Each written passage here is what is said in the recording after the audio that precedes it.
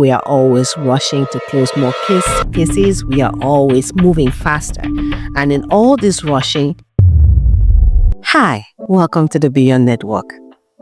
If you work with people, it doesn't matter if you're a nurse, a doctor, a social worker, a case manager, a customer service personnel, as long as you deal with people every day, I need to talk to you for a minute. So come on, let's have a talk. There's something in my heart that has been bothering me, and I know if we are honest, it's been bothering you too. And I have come to realize that we are always rushing. We are always rushing to see more people. We are always rushing to close more cases. We are always moving faster. And in all this rushing, we stop seeing the person that is in front of us. They all of a sudden become a file. They all of a sudden become a case number. They become a task we just want to check off. And I get it. I get it because I've been working with people for over a decade, and I know the pressure and I understand the caseload. But here is what I keep coming back to. Behind every file is a human being. It's someone's mother. It's someone's child, it's someone's father, and it's someone who's scared and is quietly hoping that we can actually start seeing them again. So today I want to talk about how we can get back to serving. How do we stop processing and start serving again? Look, I am not saying that systems are bad. We need them, right? We need the structure. We need all these things we have that is causing us to rush. We need them. But somewhere along the line, the system that is supposed to be helping us do this work that we are doing is now, or it feels like it is the work. It has caused us to start talking about people like they do not exist. We talk about the patient in bed 12, or the patient in bed 20, or the patient in room 5, or the client with this case number, the non-compliant client, the client that talks a lot, the one that causes a lot of trouble. We stop using names and we start talking in codes. And I know why that happens. We have overwhelming caseloads. We have back-to-back appointments, and sometimes we don't even have breaks, and supervisors are on top of us. There's pressure to get numbers, and we get tired. You understand? Now, I'm not blaming anyone for this, right? I've been there and I'm still there.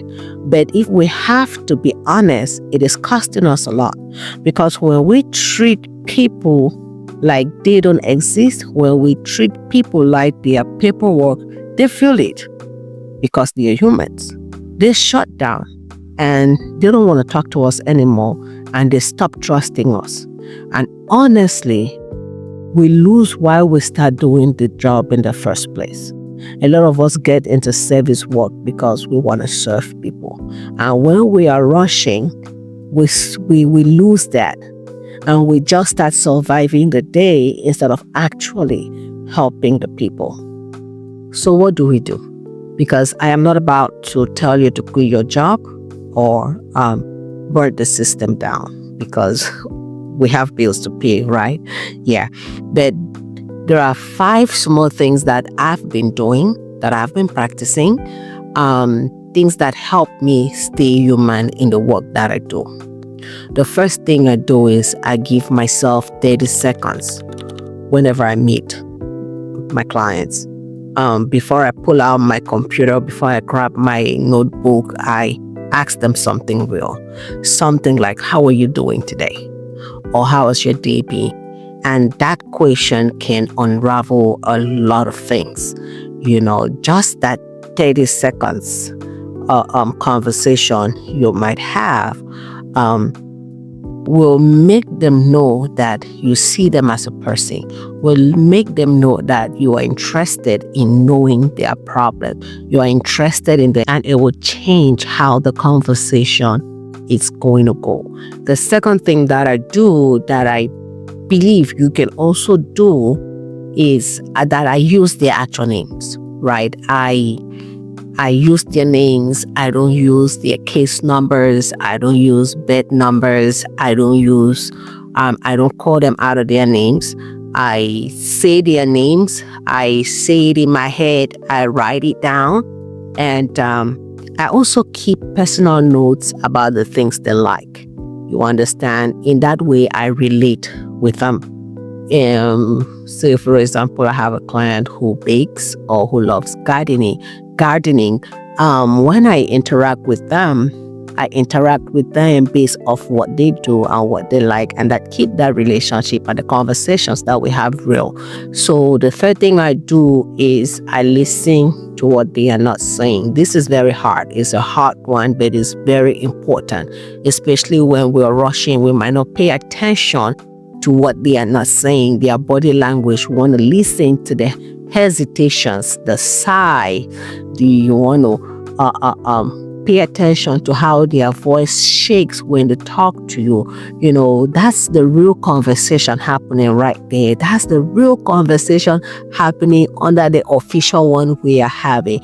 So you have to pay attention. And when you catch it, when you pay attention to all these things and you catch it, I want you to pause.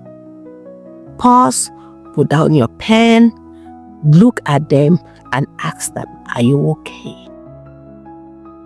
Because to us, that meeting is just maybe another Tuesday at 2:00 on our calendar.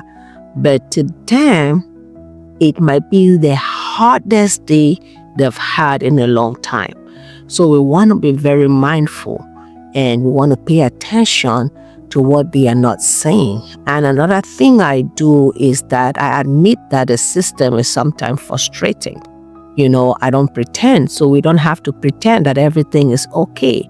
And I sometimes say, listen, I understand that this process is frustrating, and I know that the wait time is ridiculous. I know that it is difficult, but I'm going to be there. I'm going to help you get through this. And when we say things like this, it turns us into allies, right? They don't look at us and say this is one of them, because remember, you are not one of them. So you have to be yourself and be authentic and make them know that you see them. One other thing I do is that I stop labeling people non-compliant, and I stop judging them because they missed an appointment or because they didn't follow through. But what I do is I ask myself questions that could help me understand what is going on. I try to ask myself questions like, what got in their way? What are some barriers that they have that I missed? And I also ask myself, do they really trust me? Because that is very important for them to meet up appointments.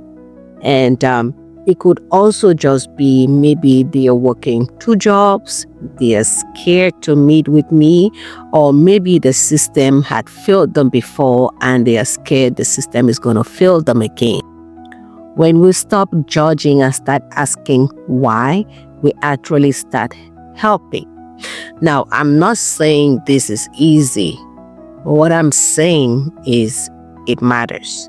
Because every time we choose to see the person in front of us, even when the system is screaming at us to move faster, to close more cases, we are actually protecting our humanity.